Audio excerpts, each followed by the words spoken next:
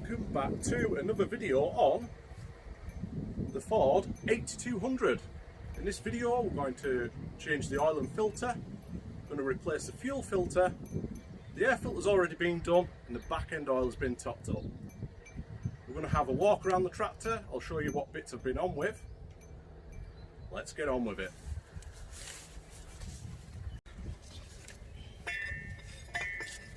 What's the chances of this oil going everywhere?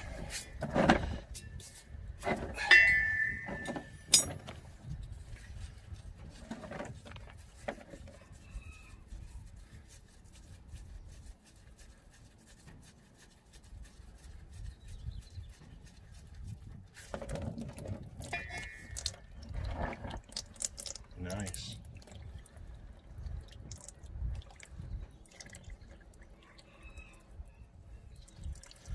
Doesn't look like it's had a copper washer on there, so I'll have to see if I've got one.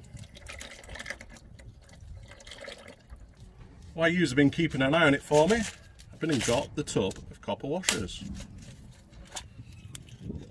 Let's see if we've got one that'll fit.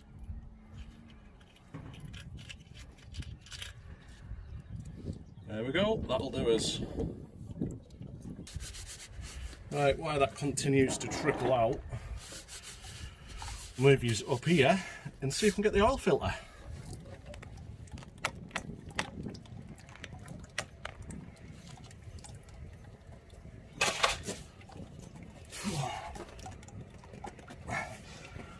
Yep, we'll have to get something to get that off.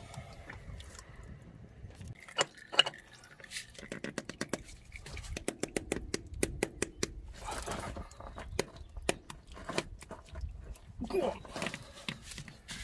She's going.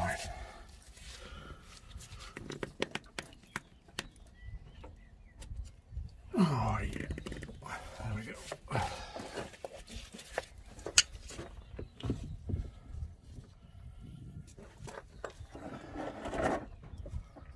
That's just going to run everywhere in it.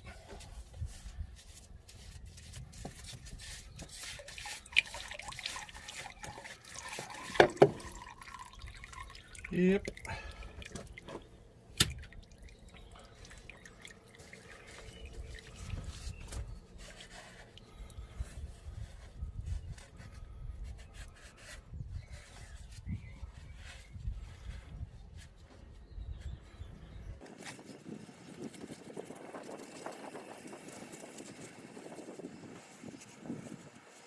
We have the new filter.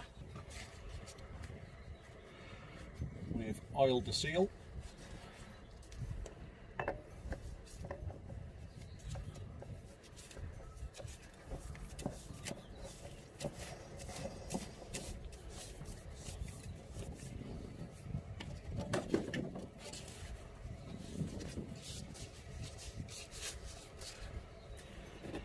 I'm just going to get a cloth to get round that, just so I can get a better grip on it. Only wants to be hand tight. I'm not going to use the oil filter strap, but I do want to get a little nip on it.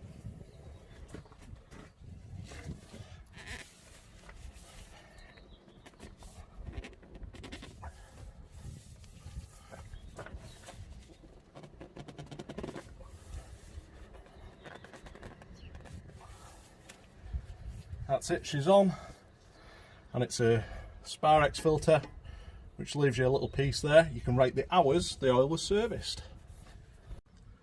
We've still got the drain plug out.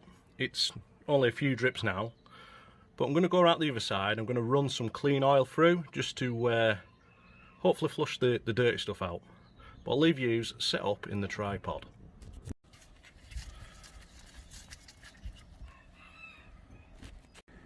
So I've not gone silly. There's just about an 1/8 for this jug.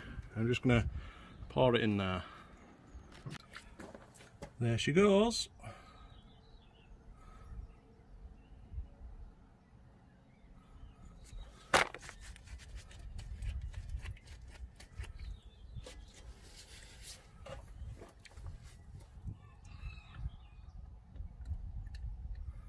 That's coming out a lot cleaner. I don't know if it's showing on the camera, but I can see it right down the centre now. The oil's changed colour. I'll let that drain through, I'll put the plug in, then we'll start and fill her up. There we go, that's the drain plug back in with a new copper washer.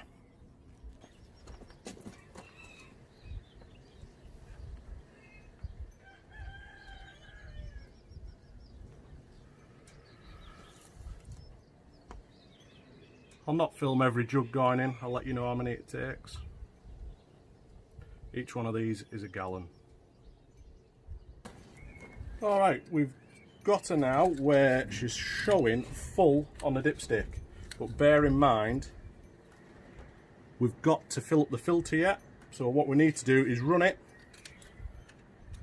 then knock it off, top it back up to full.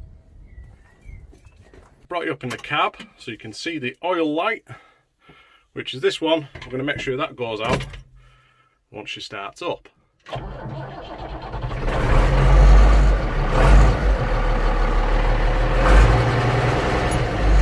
we go. Just let that idle for a second.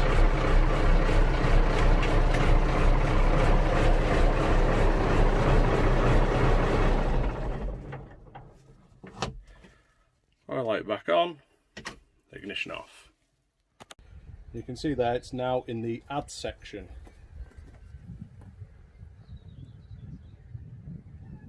So we'll add some more oil in.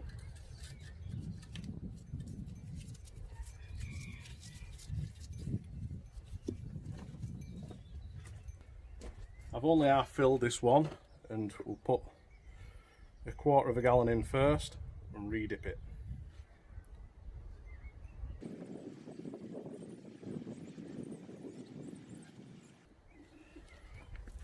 Just give that a minute to settle, then we'll recheck it.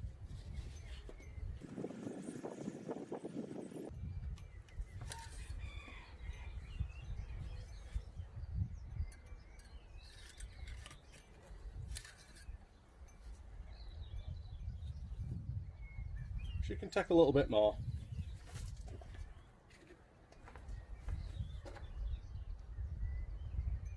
So it's probably going to work out of putting, and I say it approximately because it could be a give or take a little bit, but about 3.5 gallon of oil.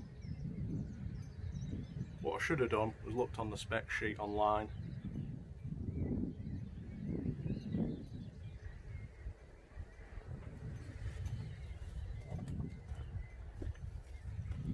We'll give that a few seconds to settle and we'll dip it again.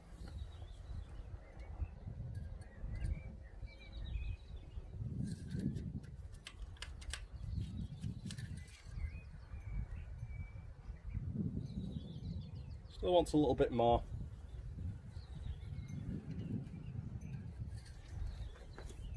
By the time I've topped this up, it'll be between 3.5 and 4 gallons of oil.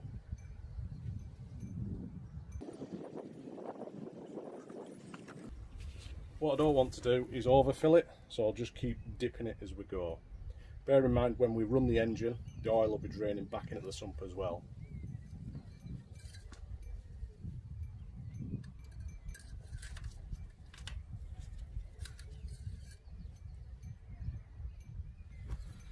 If you look now, she's on the full.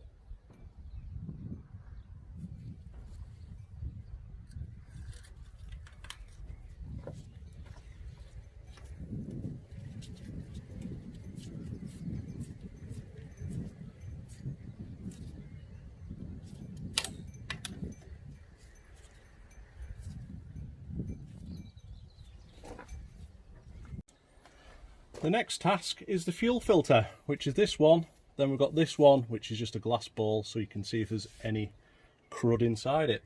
Got a water drain on the bottom of this base here, but I don't want to disturb that yet. I'm just going to go straight into the top and undo the housing.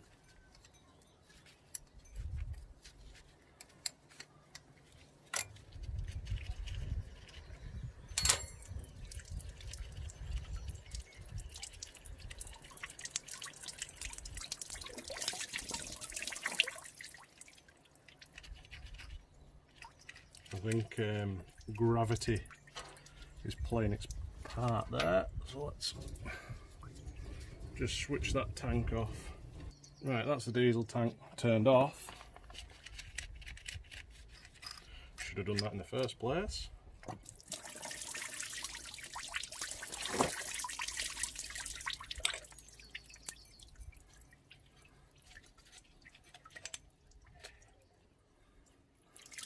And that is very clean in there, if I'm honest.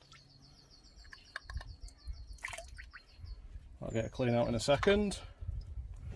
I'm going to be popular when I get home, covered in diesel.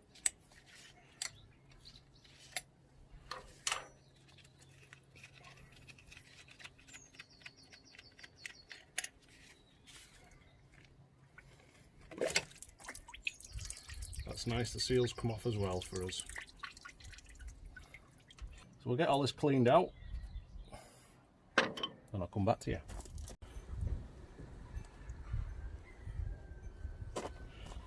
Alright, I'm just putting this one together and I've just put some oil around the seals before it goes back in. I've cleaned all up in here as well.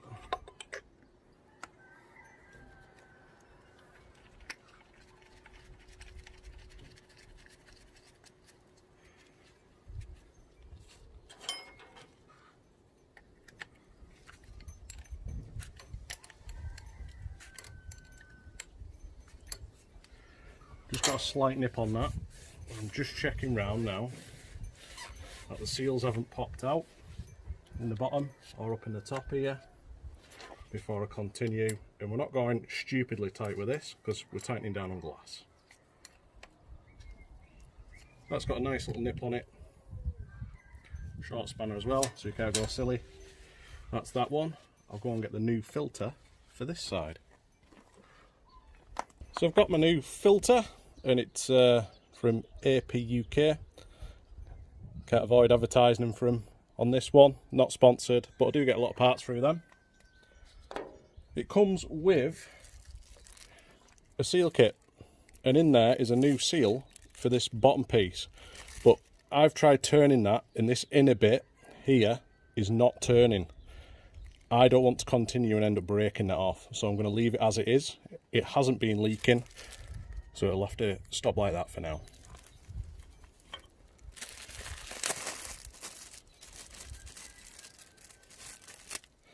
New seals, and the one on top of here as well, and the one for that bottom drain off. Just going to chuck a bit of oil on them. Oh, if one's bigger than the other, potentially. Let's swap them over.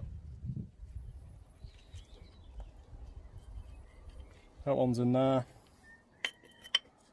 That over there. Now this one, I need to get up on the inside of the filter housing. Just spotted another O-ring to replace.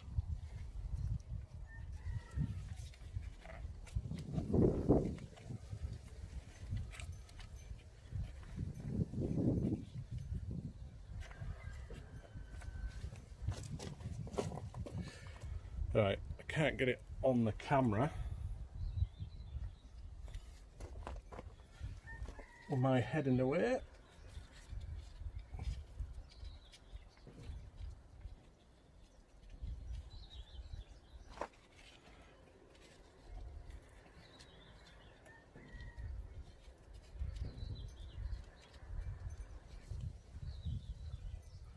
That's the new sealing,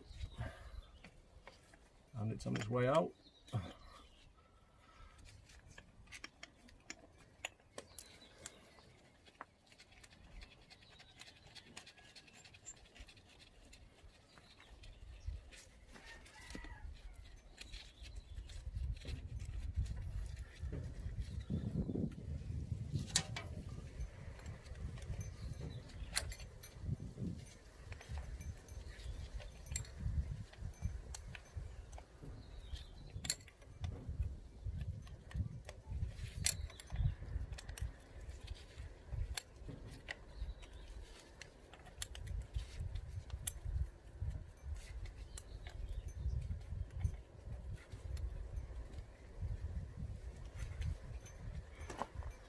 Same again, just having a good look around, make sure the seal's okay.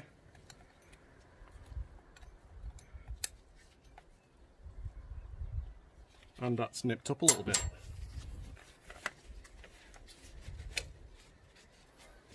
Just give me hands are clean and I can get hold of yours and show you what I'm looking at.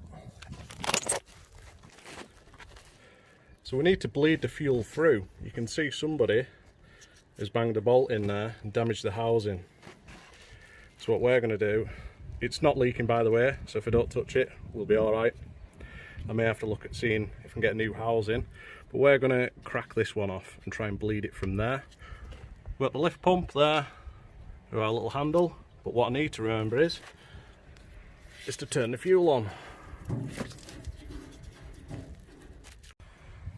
That's the bolt out, so we'll see if the lift pump will give us any fuel through.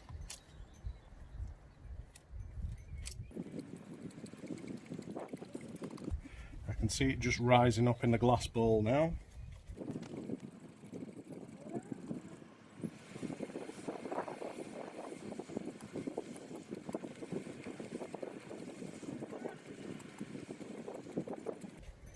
I'm just using this finger as like a one-way valve, so when I pump up on the lift pump, I let the air out, back down before I release the lift pump. It just helps prime it through. If you've got any faults with your diaphragm on your pump, it'll just support that.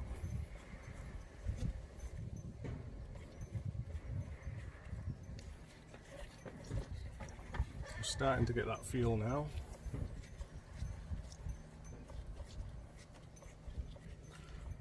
Hopefully you're getting down the left hand side of my finger where I'm just letting the air out and there's a bit of fuel coming out of it now.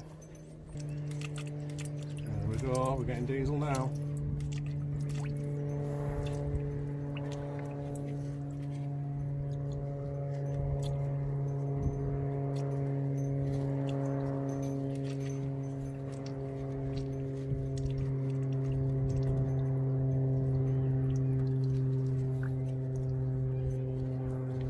See now it's full of fuel to the top of there. Oh, air bubble, so we'll keep going.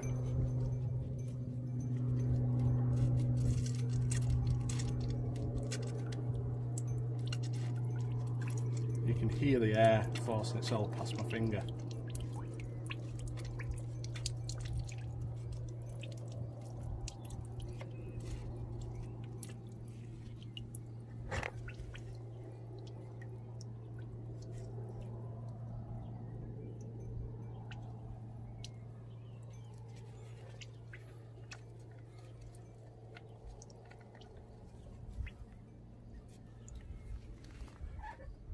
Still getting the odd bubble.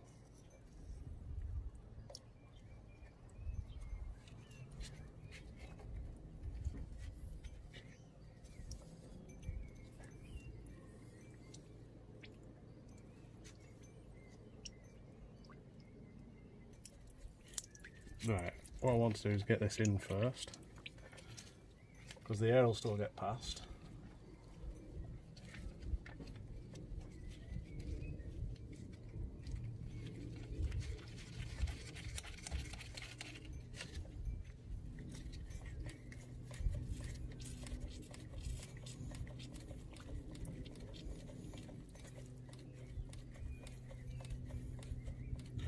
Right, what we've got now is where the air's stopped. It's just pure diesel coming out of the bolt.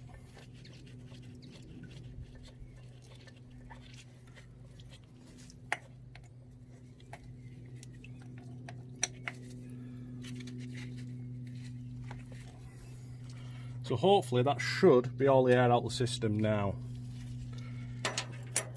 It's the higher point of the system. It's gravity feeding into here, and then it's downhill after that, so any air should come out at that point there.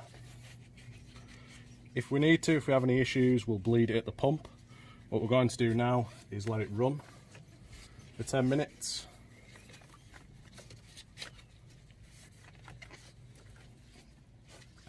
I'm going to clean it all off before we start, then we can monitor for fuel leaks.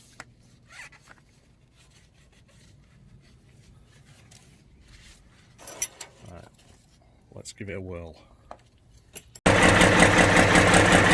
That's it, we've got it fired up. We're just making sure all that air's out. We'll just let it tick over.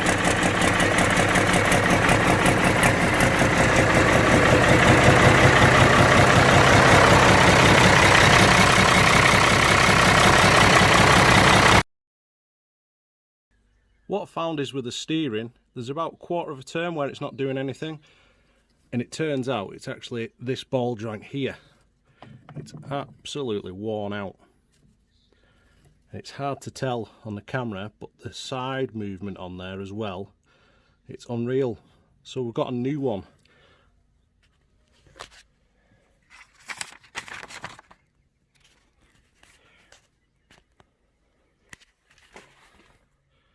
I'd like to say a big thank you to these guys. And a shout out for Paul for sorting it out for me. If you need one of these, give him a shout. We're replacing this track rod end. I'm going to count the amount of turns to unwind it, so when I put the new one on, I know it's gone on in the same position. I'm going to stop filming because I can't count and film at the same time.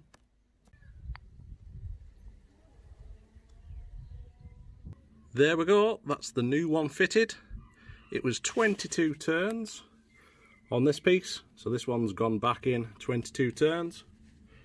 We've got the castellated nut with the split pin through.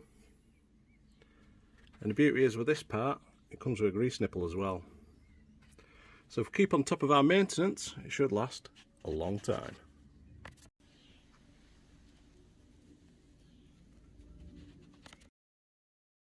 I've got a new hydraulic hose to replace for the oil cooler off the engine. Trev's top tip is where the hose goes, obviously blanked off. But what I've done is I've added the bit of rope to pull the old pipe through to the other side. So it's going right through there, and the rope should bring the pipe out to where we want it to connect it back up. Yeah.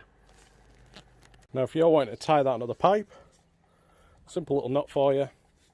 Right over left,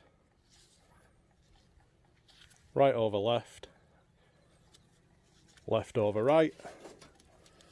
Put that over, and there you go. Got a nice clovitch, which will then allow you to pull the pipe through. There we go, that's the pipe pulled through with a piece of string through at the other side of the tractor so I can make the connection. We've just drained the diff oil and we're just topping it up now. It's quite thick, this oil, so I've just set it up on a ladder, keep coming back to it. Right, let's see if I can do this one-handed. There we go.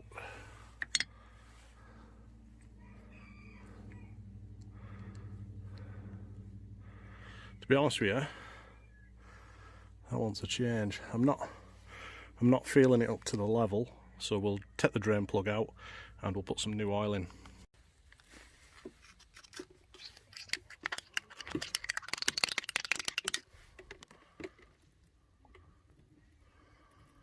We'll get that drained out, we'll get some fresh in. There we go, fresh oil going in. That's the oil plug back in. Once I'd filled it up, it was coming out of that centre point, which is the fill level, so that's all good. I'm going to get the wheel back on now and have a good tidy up. We've just got to jack up the front axle just so we can check, because there is a little bit of play, so I want to understand what's going on with it.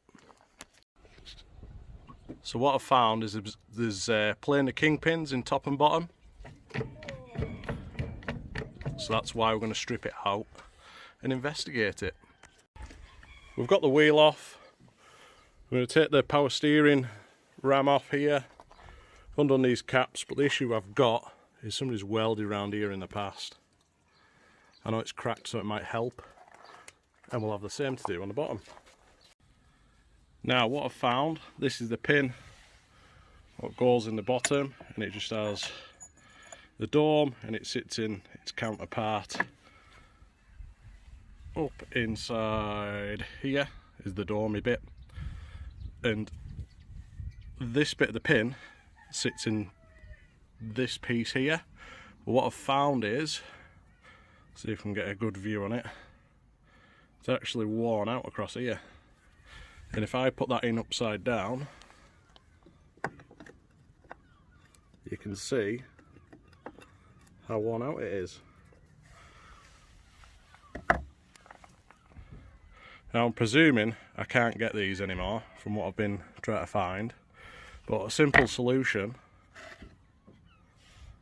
is just to run some weld around here, turn it back down in a lathe so it fits into the tractor. That should remove the play.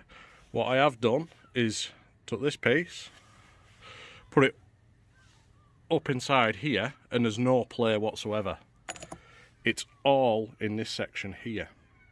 So I think we'll have to repair that. When we look at the top one, we've got the same thing going on here, where it's domed over and there's a crack around here. Well, all what's stopping that from coming out is this bit of weld around here. So I'm going to have to grind that out to then release this. Then we'll see what we need to do. We'll see how this fits in there without that plate.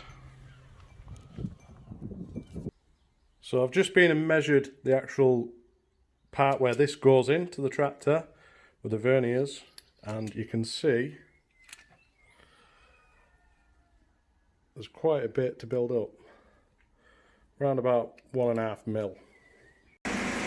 There we go, I've been round it and built it all up with weld. It doesn't actually fit inside the tractor now, so now we need to skim it down to the right size. Now we've got it in a position where it won't quite go in the hole, it's slightly tight, but I think we'll all be able to press it in, so it's looking good. The root cause of it, the other side of this is a grease nipple that was totally blocked up, so before this goes back on, make sure it's all cleaned out, grease is getting through. This one was not too bad because it has a grease nipple in the side in here, but we'll get that cleaned out, make sure we're getting all fresh grease right through. There we go, it's all back together. Everything's covered in grease. What I mean by that is all the tools and me. Absolutely muck up. But now, when I give this a lift, there's no play on it. What happened was though, when I put it all together, it had preloaded the actual bearings too much. So what I've ended up having to do is put some shims in here around on all the bolts just to set the preload so there's not too much force on it. And that means in the future as it wears I can take them out and it'll adjust it nicely. That's it, all back together. Let's get it outside and do a walk around.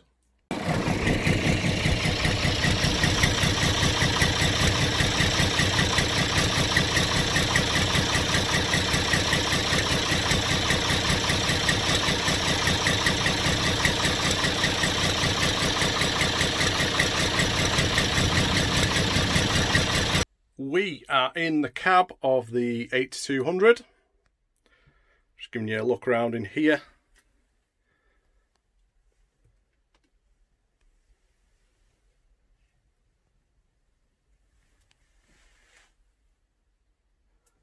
She's got dual power.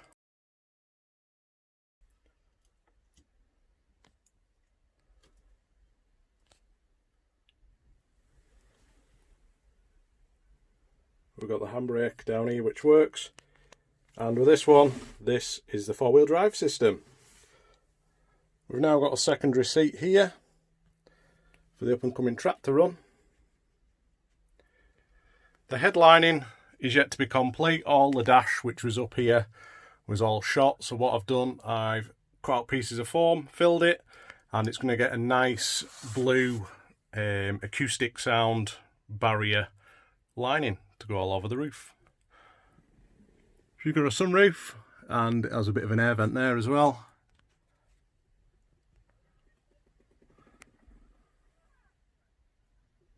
Now got mirrors fitted as well. If we put the ignition on, when I first got the tractor nothing worked. We've now got the charge light, the oil pressure light, that for the filter, temperature gauge now works, and the fuel gauge works, and on both tanks as well. Just down here, just move that out of the way. You can see the indicators working. We've got fuel tank 1 and 2.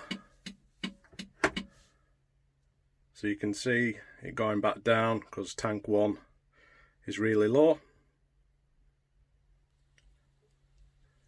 So on this, tank 1 is there, and tank 2 you can just see just outside there. So lights, I've got all the lights wired up, that's on the switch here. Like I said, we've got indicators on there, all working. And I've put a wiper motor on here, which is just like a universal one. Like I say, all the other stuff was just shot at, so gone for basics. Let's see if she starts. Manual stop on there, so we're checking that's in. You do need your foot on the clutch.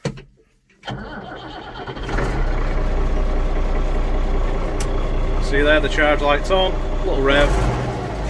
There you go. The tacho cable's working. We'll have a little look outside. We'll start at the front. The two headlights, they're an absolute pain in the backside. Every time you put full lock on, it catches them. So I'll show you the damage on these. I will get some proper lights and bring them in, but yeah, they just get hit all the time. Not ideal. The four-wheel drive system all works. We put a new track rod end on here, which you've seen in the other videos, and we're going to replace all the others as well. All fresh oil in there.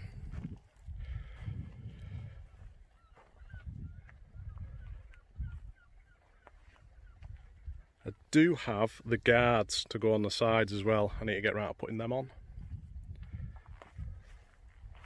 I've got another set of rear wheels as well to replace them ones, because if you look, they've been welded on as well. It's not that nice, that. So once we get a good set of tyres to put on there, we'll put them on the other rims and swap it over.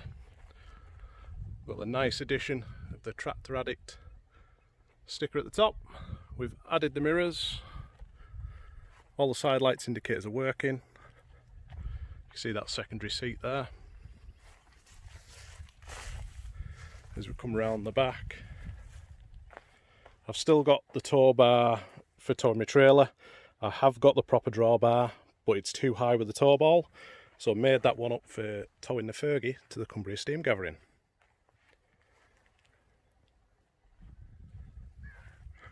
Even them rear work lights, they need sorting out and replacing.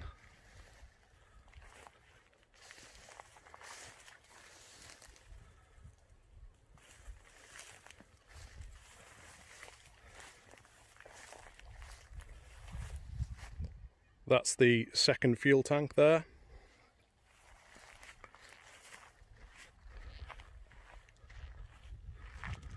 The sun's blinding. So there we have it. That's my 8200 walk around. Let's get her back, put away. Please do me a favour, like and subscribe, and join me in the next video where we'll be loading and travelling to the Cumbria steam gathering.